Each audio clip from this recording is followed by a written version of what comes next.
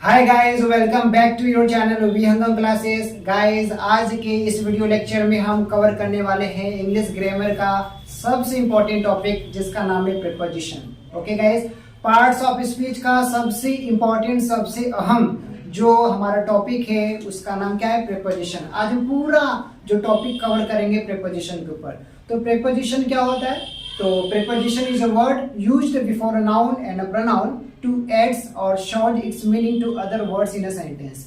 तो preposition वो शब्द होता है जो संज्ञा या सर्वनाम के पहले आकर उसका संबंध वाक्य में किसी और शब्द से बतलाए या बताए, उसे क्या कहते हैं? preposition। गाइस, हिंदी की बात करें तो का के की में पर से, का के की में पर से, के लिए, के कारण, के बावजूद, के अलावा, के सामने, के पीछे, के अतिरिक्त इत्यादि शब्द आते हैं जिसको बोलते हैं प्रीपोजिशन। तो आज इस प्रीपोजिशन के ऊपर हम पूरा टॉक करेंगे, पूरा बात करेंगे। तो गाइस, इंग्लिश बोलने के लिए, इंग्लिश शुद्ध शुद्ध बोलने के लिए, इंग्लिश शुद्ध शुद्ध लिखने के लिए और समझने के लिए हमें इसका जो टॉपिक है हमारा, इसका जो वर्ड्स है बहुत केयरफुली हमें स्टडी करना है। ओके गाइस, जैसे बात करेंगे लीव, लीव के साथ इन लगाएंगे गाइस तो इसका मायने जो होगा किसी जगह होना, लेकिन लीव के बाद ऑन लगाएंगे गाइस तो इसका मायने बदल जाएगा।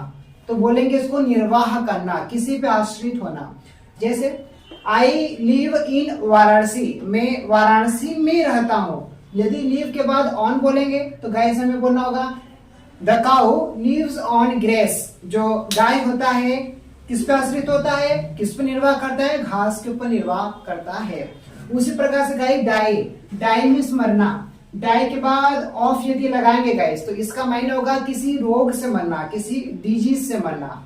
जैसे he died of cholera, he died of cancer, he died of corona virus. तो इस प्रकार से इसका प्रयोग करेंगे। यदि डाई के बाद फॉर लगा देंगे गाइस तो इसका मायने फिर चेंज हो जाएगा। इसको बोलेंगे किसी कॉज के कारण मरना या किसी राष्ट्र के लिए मरना, किसी देश के लिए मरना।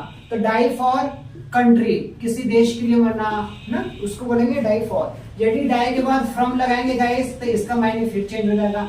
इसका मायने हो जाएगा किसी भूख से मरना, प्यास से मरना, किसी वुंड से मरना, किसी कारण से मरना। तो डाई ऑफ का अलग मायने है, डाई फॉर अलग लगाते हैं, डाई फ्रॉम अलग लगाते हैं।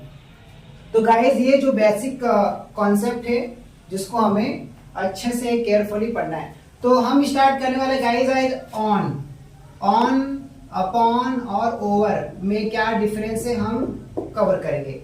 तो ऑन हम कब लगाते हैं? ऑन का जो हिंदी मायने है इसको बोलते हैं पर।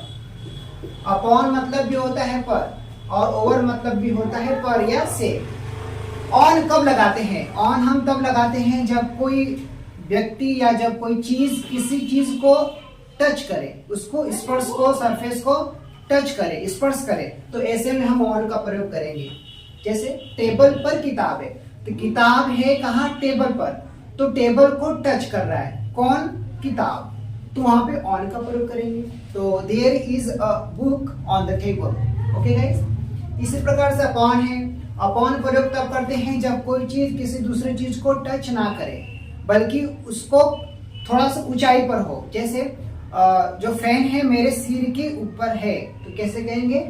हमें उसका प्रयोग अपॉन के रूप में करना होगा। तो बोलेंगे there is a fan upon my head, upon my head. बिल्ली टेबल पर से कूदी, तो जब बिल्ली टेबल पर से कूदी तो टेबल के ऊपर नहीं रही बल्कि उसको छलांग करके उसको कवर कर ली, एक स्थान से दूसरे स्थान पे चली गई, तो वहां पे अपॉन का प्रयोग करेंगे। The cat jumped upon the table.